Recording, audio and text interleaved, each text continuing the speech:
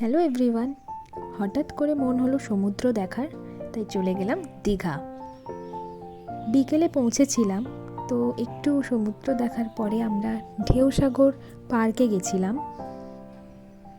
পার্কটা বেশ সুন্দর এবং ঘুরে দেখতে বেশ অনেকটা টাইমই লেগে যাবে। ওখানে খুব সুন্দর একটা জাহাজও বানিয়েছে।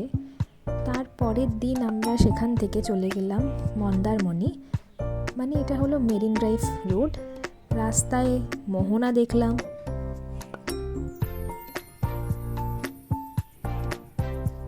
পৌঁছে গেলাম মন্দারমণি।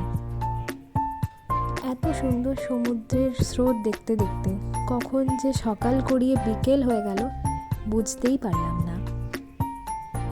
খুব সুন্দর একটা সময় কাটালাম পরিবারদের সাথে।